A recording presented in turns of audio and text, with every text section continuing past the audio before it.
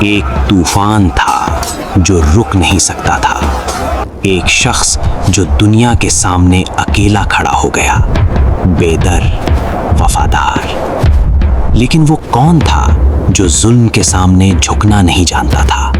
سوچئے، ایک ایسا انسان جس نے اپنی جان قربان کر دی حق کے لیے۔ یہ کہانی ہے ایک ایسے شخص کی جو اسلام کے ابتدائی دنوں میں پیدا ہوا، جب ظلم اور ناانصافی چاروں طرف پھیلی ہوئی تھی۔ وہ تلوار اٹھاتا تھا صرف حق کے لیے، اور اس کا جھنڈا ہمیشہ بلند رہتا تھا۔ کیا وہ صرف ایک جنگجو تھا یا کچھ اور؟ اسلام کے ابتدائی دنوں میں جب نبی صلی اللہ علیہ وسلم کے بعد خلافت کا دور چل رہا تھا، ایک ایسا خاندان تھا جو حق کی حفاظت کرتا تھا۔ حضرت علی علیہ السلام کے گھر میں ان کی دوسری بیوی ام البنین سے ایک بیٹا پیدا ہوا۔ یہ بچہ 26 ہجری میں 4 شعبان کو پیدا ہوا اور اس کا نام عباس رکھا گیا۔ اس کی ماں ایک مضبوط اور نیک خاتون تھی، اور باپ وہ شیر خدا جو تلوار اور علم دونوں میں بے مثال تھا۔ بچپن سے ہی عباس میں بہادری دکھائی دیتی تھی۔ جب وہ صرف 12 سال کے تھے تو انہوں نے اپنے والد حضرت علی علیہ السلام کے ساتھ صفین کی جنگ میں حصہ لیا۔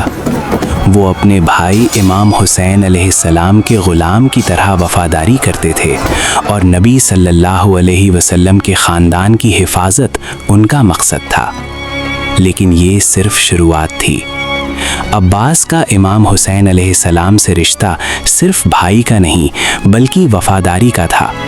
وہ انہیں اپنا مالک مانتے تھے اور ہر مشکل میں ساتھ دیتے تھے۔ ان کی ماں ام البنین نے انہیں سکھایا تھا کہ حسین کی حفاظت کرو، اور وہ اسی پر عمل کرتے رہے۔ آج بھی ہماری زندگی میں ایسی وفاداری کی مثالیں کم ملتی ہیں، لیکن ان کی کہانی ابھی اور گہری ہونے والی ہے۔ عباس کی بہادری مشہور تھی، وہ کسی سے نہیں ڈرتے تھے۔ ان کی وفاداری ایسی تھی کہ وہ اپنے بھائی کے لیے جان دے دیتے۔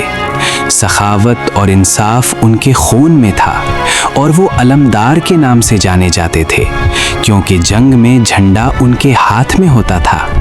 ان کی طاقت اور صبر ایسا تھا جو دشمن کو ہلا دیتا تھا، مگر یہ کوالٹیز انہیں لیجنڈری بناتی ہیں۔ صفین کی جنگ میں جب عباس صرف جوان تھے، انہوں نے دشمن کی صفوں کو چیر دیا۔ ان کی تلوار ذوالفقار کی طرح چمکتی تھی، اور وہ اسلام کی دفاع میں لڑتے تھے۔ لیکن یہ صرف ایک جنگ تھی، اصلی امتحان ابھی باقی تھا۔ ان کی ہمت ایسی تھی کہ کوئی ان کا مقابلہ نہیں کر سکتا تھا۔ اور پھر آیا وہ دن جو اتہاس بدل دے گا۔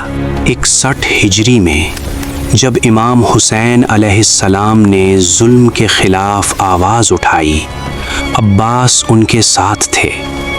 کربلا کے میدان میں دشمن نے پانی بند کر دیا، بچے پیاس سے بلک رہے تھے۔ عباس نے اپنے بھائی سے اجازت لی اور پانی لانے کے لیے ندی کی طرف گئے۔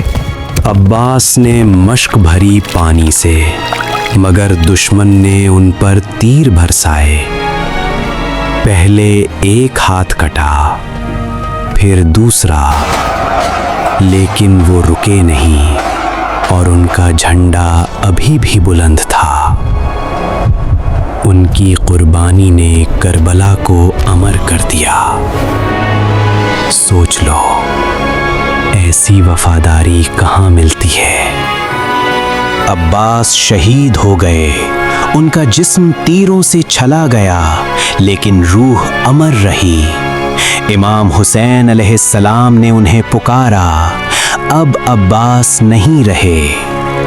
یہ قربانی صرف اسلام کے لیے تھی، ظلم کے خلاف۔ عباس کی یاد آج بھی زندہ ہے۔ ان کا مزار کربلا میں لوگوں کے لیے باب حاجت ہے۔ ان کی بہادری اور وفاداری سے ہم سیکھتے ہیں صبر اور توکل۔ جسٹس کے لیے کھڑا ہونا، یہ ان کا پیغام ہے۔ آج کی دنیا میں جب ظلم بڑھ رہا ہے، ان کی مثال ہمیں ہمت دیتی ہے۔ مولا عباس کی زندگی توحید اور صبر کی مثال ہے۔ وہ بتاتے ہیں کہ حق کے راستے میں قربانی دینا کتنا ضروری ہے۔ ہماری روزمرہ زندگی میں جب مشکلیں آتی ہیں ان کی کہانی یاد کرو۔ یہ صرف اتہاس نہیں بلکہ روحانی سفر ہے۔ آج بھی دنیا میں ناانصافی ہے اور عباس کی مثال ہمیں کہتی ہے کہ ظلم کے سامنے چپ مت رہو۔ ان کی وفاداری ہمیں سکھاتی ہے کہ اپنے عقائد پر مضبوط رہو۔ ہماری جنریشن کو یہ کہانی سنانی چاہیے تاکہ ایمان مضبوط ہو۔ یہ صرف پرانی بات نہیں بلکہ آج کا سبق ہے۔